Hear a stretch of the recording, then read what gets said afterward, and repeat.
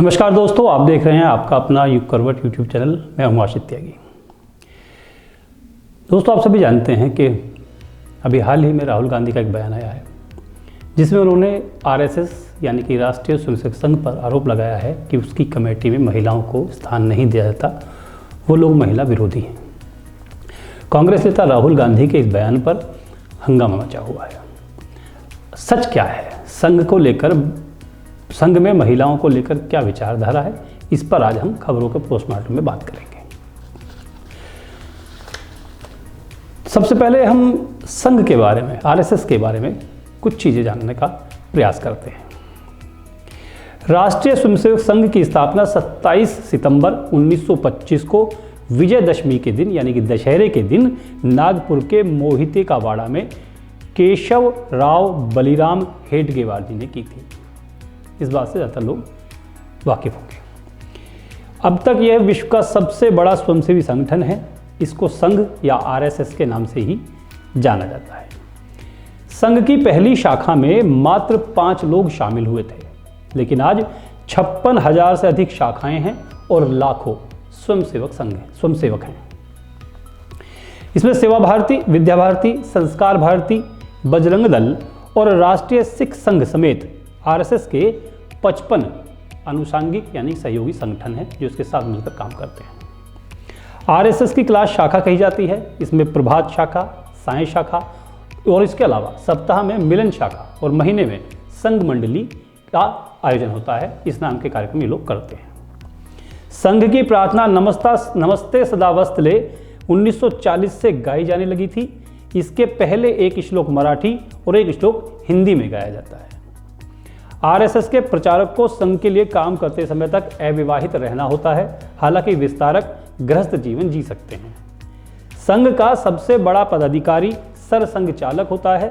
पिछला सरसंघ चालक अपने उत्तराधिकारी की घोषणा करता है। वर्तमान सरसंघ चालक जो हैं आरएसएस के, मोहन भागवत, वो पहले वेटेरिनरी डॉक्टर थे। 1975 में इमरजेंसी के दौरान वो पूरी तरह से संघ से जुड़ गए थे।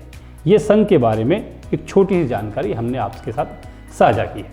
अब संघ में महिलाओं की क्या स्थिति है, इसके बारे में बात करते हैं। आरएसएस की स्थापना के 11 साल बाद यानी कि वर्ष 1936 में विजयदशमी पर लक्ष्मीबाई केलकर ने महिलाओं के लिए राष्ट्रीय सेविका समिति की स्थापना की थी। इसके अलावा 2 बार एवरेस्ट फतह करने वाली महिला संतोष यादव संघ के विजयदशमी के कार्यक्रम में शामिल हो चुकी है। अगले वर्ष यानी कि 2024 में राष्ट्रीय स्वयंसेवक संघ अपना शताब्दी वर्ष मनाएगा। इसको लेकर संघ में तमाम तरह की तैयारियां चल रही हैं। संघ की शाखाओं में परिवार शाखा के माध्यम से महिलाओं को प्रवेश की अनुमति दी जा सकती है। इस पर मंथन चल रहा है। संघ का जो शीर्ष नेतृत्व है वो इस बात पर बड़ी गहनता से विचार कर रहा है कि परिवार शाखा के माध्यम से महिलाओं को आरएसएस में एंट्री दे दी जाए। मौजूदा समय में देश भर में करीब 75,000 स्थानों पर संघ का विस्तार है। ये अभी तक मूल रूप से पुरुषों के बीच ही काम करता है, जबकि महिलाओं के लिए एक अलग संगठन राष्ट्रीय सेविका समिति है जिसकी गतिविधियां बालिकाओं, युवतियों और महिलाओं के बीच हैं। यहाँ एक और महत्वपूर्ण बात है जो आपको बता देनी चाहिए। संघ की स्थापना आप जानते हैं वर्ष 1925 में हुई थी, तब से यही परंपरा चली आ रही है। इसी परंपरा को लेकर राहुल गांधी अक्सर सवाल उठाते हैं, लेकिन अमेरिका जैसे देशों में परिवार शाखा प्रचलित है क्योंकि वहाँ परिवार के सदस्य अपने कार्यों की वजह से दूर दूर रहते हैं। ऐसे में वह सप्ताह और महीने में जो परिवार शाखाएं लगती हैं उसमें परिवार के सभी सदस्य भाग लेते हैं, जिनमें महिलाएं भी शामिल होते हैं। संघ जो विचार कर रहा है, दिल्ली समेत कुछ महानगरों में इसी परिपाटी को, परिवार शाखा के माध्यम से महिलाओं को संघ में लाने की कोशिश पर विचार कर रहा है। संघ के शताब्दी वर्ष में जो कार्यक्रम होंगे उनमें एक विचार इस पर भी विंथन हो रहा है कि अगला सर कार्यवाह या सह कार्यवाह किसी महिला को बना दिया जाए। हालांकि ये विचार अभी केवल मंथन तक ही है, क्रियान्वयन की ओर अभी नहीं गया है। ये भी सच है कि संघ के 97 साल के इतिहास में कभी किसी महिला को कोई पद नहीं दिया गया। महिलाओं को संघ से जोड़ने की जो कवायद है उसका ही एक परिणाम, उसकी कड़ी से जोड़ दी जाती है। पर्वतारोही महिला संतोष यादव को संघ ने विजयदशमी के कार्यक्रम में मुख्य अतिथि बनाया और ये पहली बार था कि संघ के किसी कार्यक्रम में कोई महिला मुख्य अतिथि बनी। संघ के एक वरिष्ठ अधिकारी बताते हैं कि लंबे समय से आरोप लगता रहा है कि संघ देश की आधी आबादी यानी महिलाओं से कटा हुआ है, लेकिन ऐसा नहीं है। संघ की स्थापना के बाद 11 साल बाद संघ में महिलाओं की भूमिका निभानी शुरू कर दी थी। बाल तरुण सेविका समिति, इसमें ये सब लोग जो है महिलाओं के लिए काम करते हैं। राष्ट्रीय सेविका समिति की 3500 से अधिक शाखाएं हैं, जिसमें शांत का प्रमुख शाखा है। दरअसल पिछले साल दिल्ली में विदेशी प्रतिनिधियों से बातचीत के दौरान संघ प्रमुख मोहन भागवत से इस संबंध में सवाल किए गए थे। इसके बाद महिला स्वयंसेविकाओं को जिम्मेदारी देने को लिए गंभीरता से मंथन शुरू हुआ है। संघ से जुड़े लोग बताते हैं कि संघ की जब स्थापना हुई थी उस वक्त संघ के विचारों के प्रचार प्रसार के लिए घर के पुरुषों से ही बात होती थी, महिलाओं से बात नहीं की जाती थी। अब महिलाएं हर क्षेत्र में पुरुषों की बराबरी कर रही हैं। ऐसे में अगर पुरुष पदाधिकारियों के बराबर महिला पदाधिकारी संघ में जिम्मेदारी निभाएं तो ये संगठन के लिए अच्छा होगा। संघ पर से ये आरोप हट जाएगा। कांग्रेस इस आरोप को नहीं लगा पाएगी कि संघ महिलाओं को निचले स्तर पर देखता है, महिलाओं को बराबर का दर्जा नहीं देता है। आरएसएस और महिलाओं को लेकर ये कुछ जानकारी हमने आपसे साझा की। कैसी लगी मुझको जरूर बताइएगा। अब पेश करते हैं आज के बुलेटिन की प्रमुख खबरें।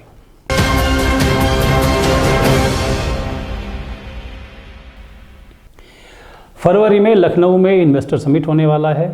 उत्तर प्रदेश सरकार का बहुत बड़ा आयोजन है। इसके लिए अब जिला स्तर पर भी तैयारियां शुरू हो गई हैं। प्राधिकरणों को इससे जोड़ा गया है। गाजियाबाद विकास प्राधिकरण में उपाध्यक्ष आर.के. सिंह के नेतृत्व में आज स्थानीय निवेशकों की बैठक हुई, जिसमें 8,000 करोड़ के निवेश का रास्ता साफ हो गया है। प्रदेश में रोजगार पैदा करने के लिए अगले महीने लखनऊ में निवेशक समिट होने जा रही है। इसके लिए अधिक से अधिक निवेशक तलाशने की जिम्मेदारी प्रदेश के सभी विकास प्राधिकरणों को भी दी गई है। गाजियाबाद विकास प्राधिकरण ने भी इसके लिए तैयारी पूरी कर ली है। इसी को लेकर आज जीडीए वीसी आर.के. सिंह की अध्यक्षता में निवेशकों के साथ बैठक हुई। गाजियाबाद में भी करीब 8,000 करोड़ रुपए का निवेश होगा।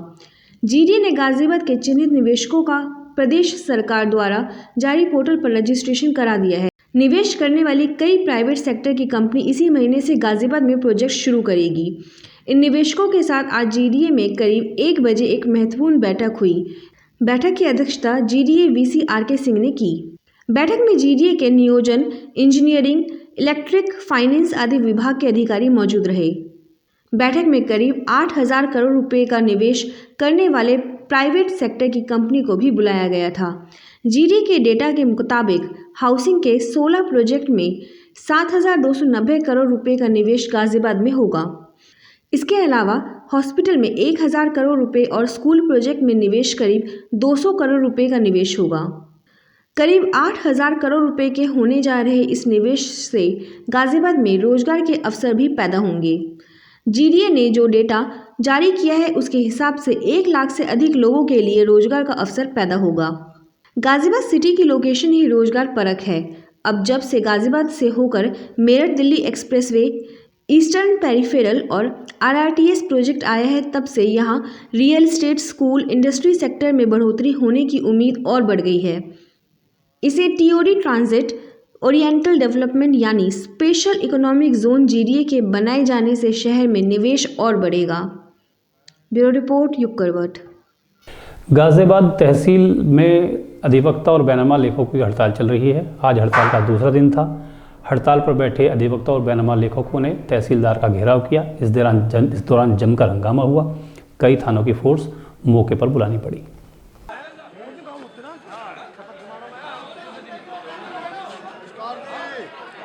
तहसील बार एसोसिएशन के अधिवक्ताओं को प्रमुख सचिव उत्तर प्रदेश शासन द्वारा भेजे गए पत्र में संगठित गिरोह बताए जाने पर अधिवक्ताओं में रोष है। इसके विरोध में आज भी अधिवक्ता तहसील बार एसोसिएशन के बैनर तले सदर तहसील में हड़ताल पर बैठे हुए हैं। आज तहसीलदार देवेंद्र कुमार मिश्रा ने अधिवक्ताओं और बेनामा लेखकों की हड़ताल को अवैध बताया तो उस पर जोरदार विरोध दर्ज करते हुए अधिवक्ताओं ने उनका घेराव किया।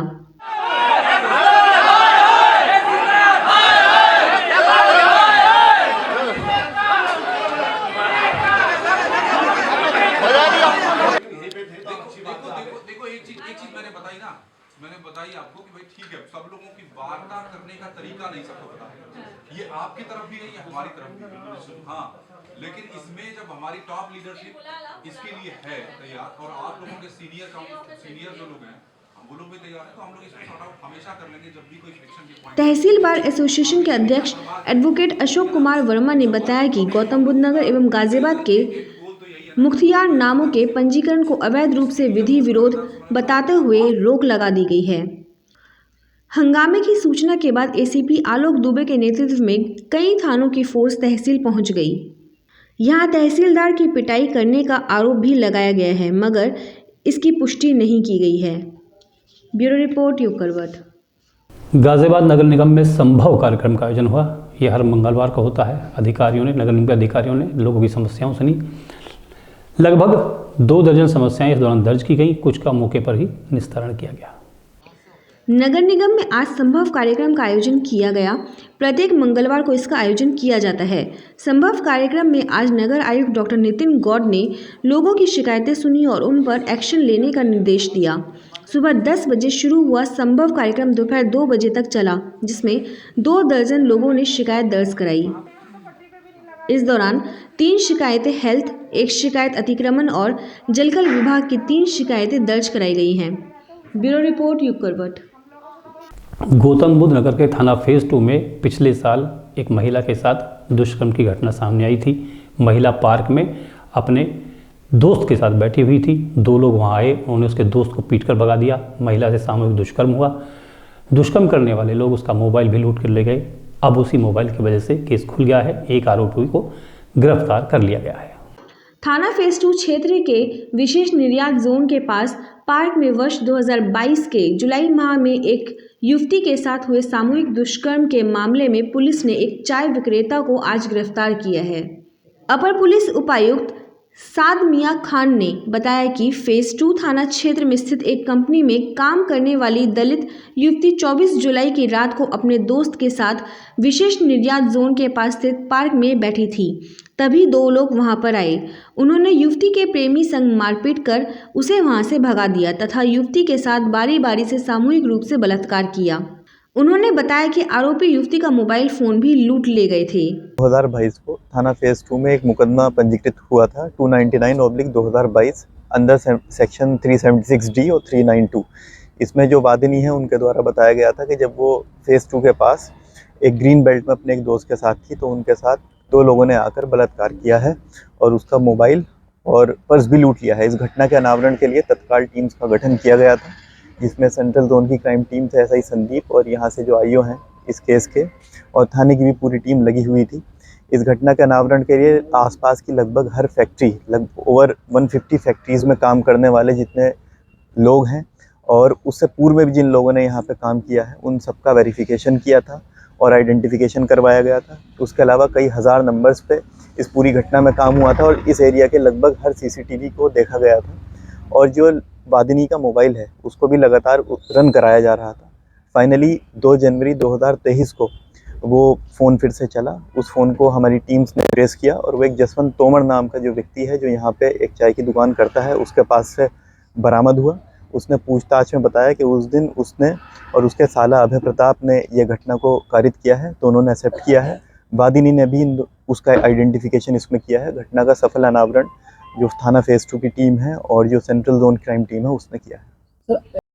घटना की रिपोर्ट दर्ज कर मामले की जांच कर रही थाना फेज 2 पुलिस ने आज इस घटना में शामिल जसवंत को गिरफ्तार किया है। उन्होंने बताया कि इसका साला अभय प्रताप भी घटना में शामिल था, वह फरार है, उसकी तलाश की जा रही है।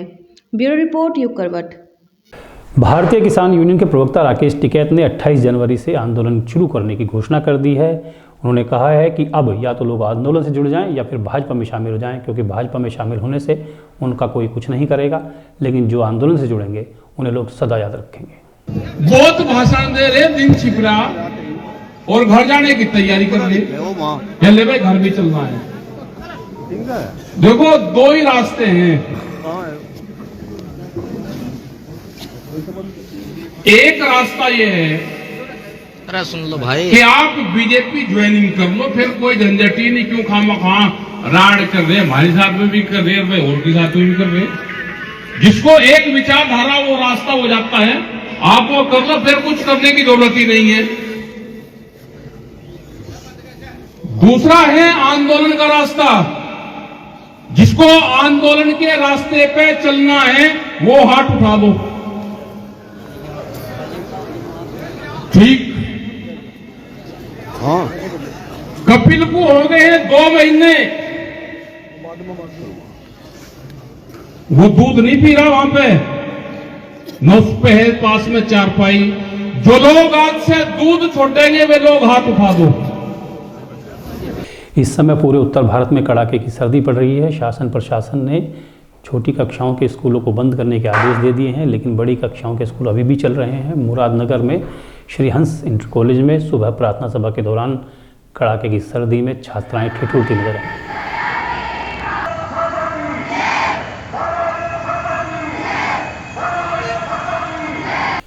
तो आज के लिए इतना ही। देखते रहिए युग करवट और पढ़ते रहिए युग करवट समाचार पत्र।